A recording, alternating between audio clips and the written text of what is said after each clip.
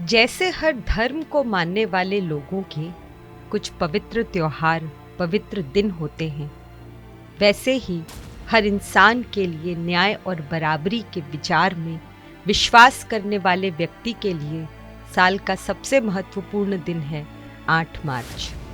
8 मार्च यानी अंतर्राष्ट्रीय महिला दिवस।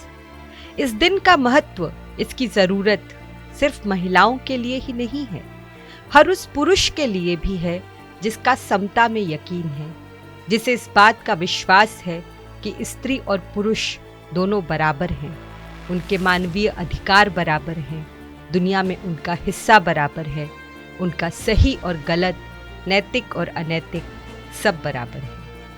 नमस्कार, मैं हूं मनीषा पांडे और आप सुन रहे हैं TV9 डिजिटल में अपना पसंदीदा प्रोग्राम पॉडकास्ट। अंतर्राष्ट्रीय महिला दिवस के मौके पर आज हम आपको सुना रहे हैं भारतीय इतिहास की कुछ उन बेमिसाल औरतों की कहानियां जो अपने क्षेत्र की पहली भारतीय महिला थी, लेकिन उनकी कहानियां मुख्य धारा के नैरेटिव से पूरी तरह नदारद हैं। हम महान उपलब्धियां हासिल करने वाले पुरुषों के नाम तो जानते हैं, लेकिन उसी क्षेत्र में अपना पहला मुकाम बनाने वाली औरतें कौन थीं, उनके बारे में कुछ नहीं जानते। आज इस सीरीज की तीसरी कहानी उस महिला की जो दिल्ली हाई कोर्ट की पहली महिला जज बनी। उस महिला का नाम है लीला सेठ। भारत की सक्षम और सफल महिलाओं में शुमार होने वाली लीला सेठ का नाम कौन नहीं जानता, इसलिए भी कि वो जाने माने भारतीय लेखक विक्रम सेठ की मां है। लीला सेठ के नाम कई क्षेत्रों में पहली महिला होने का रिकॉर्ड दर्ज है। लीला सेठ किसी भी स्टेट हाई कोर्ट की चीफ जस्टिस बनने वाली पहली भारतीय महिला है। वह दिल्ली हाई कोर्ट की जज बनने वाली भी पहली भारतीय महिला है। वह सुप्रीम कोर्ट ऑफ इंडिया के द्वारा सीनियर काउंसिल के पद पर नियुक्त की जाने वाली भी पहली महिला वकील है। इस तरह देखा जाए तो अपने 6 दशक से ज्यादा लंबे करियर में लीला सेठ ने कई अप्रतिम प्रतिमान दर्ज किए हैं। लीला सेठ का जन्म 20 अक्टूबर 1930 को लखनऊ के एक उच्च मध्य वर्गीय परिवार में हुआ था। पिता रेलवे में थे। 11 साल की उम्र में पिता का निधन हो गया, लेकिन मां ने उनकी पढ़ाई नहीं रुकने दी। लोरेटो कॉन्वेंट दार्जिलिंग से स्कूली शिक्षा पूरी करने के बाद लीला कोलकाता में बतौर स्टेनोग्राफर काम करने लगी। वहीं उनकी मुलाकात प्रेम सेठ से हुई, जिनसे बाद में उनका विवाह हुआ। विवाह के समय उनकी उम्र 20 साल थी। शादी के बाद वो अपने पति प्रेम सेठ के साथ लंदन चली गईं, जो उस वक्त बाटा में नौकरी करते थे। लंदन में उन्होंने अपनी पढ़ाई जारी रखने का फैसला किया। उन्होंने लॉ की पढ़ाई इसलिए चुनी क्योंकि इसके लिए उन्हें क्लास अटेंड करने की ज़रूरत नहीं थी। उनकी गोद में एक छोटा बच्चा था। उन्होंने घर गृहस्थी और बच्चे की जिम्मेदारी संभालने के साथ साथ अपनी पढ़ाई जारी रखी।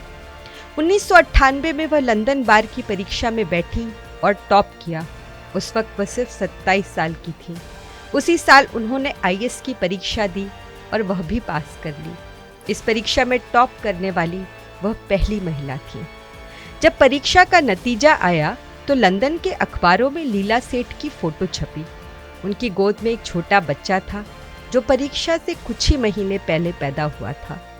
लोगों को अचंभा इस बात का था कि 580 मर्दों के बीच ये एक शादीशुदा और बच्चे वाली औरत कैसे परीक्षा में अव्वल आ गई। उसके बाद वो और उनका परिवार हिंदुस्तान लौट आया और लीला सेठ पटना हाई कोर्ट में प्रैक्टिस करने लगी। 10 साल वहां प्रैक्टिस करने के बाद 1972 में वह दिल्ली हाई कोर्ट आ गई। 1978 में वह दिल्ली हाई कोर्ट की जज नियुक्त हुई। 1991 में वह हिमाचल प्रदेश हाई कोर्ट की चीफ जस्टिस बनने वाली पहली भारतीय महिला थी। लीला सेठ कई महत्वपूर्ण कमीशनों का भी हिस्सा रही। वह 2012 में निर्भया गैंगरेप के बाद भारत में रेप कानूनों में बदलाव के लिए बनाई गई जस्टिस वर्मा कमेटी की सदस्य थी। वह भारत के 15वें लॉ कमीशन की भी सदस्य थी। भारत के उत्तराधिकार कानून में साल 2020 में जो बदलाव हुए, जिसके तहत विरासत में मिली संपत्ति में भी लड़कियों को बराबर का हिस्सा दिया गया, उस कानूनी बदलाव का पूरा श्रेय लीला सेठ को जाता है। लीला सेठ उन महिलाओं में से हैं जो इस देश की हजारों हजार लड़कियों के लिए एक मिसाल हैं। पैतृक संपत्ति में महिलाओं के बराबर के हिस्से का कानून बनाकर उन्होंने हमारे लिए वो काम किया जिसके लिए आने वाली पीढ़ियां उनकी ऋणी होंगी। आज महिला दिवस के मौके पर लीला सेठ को हमारा नमन।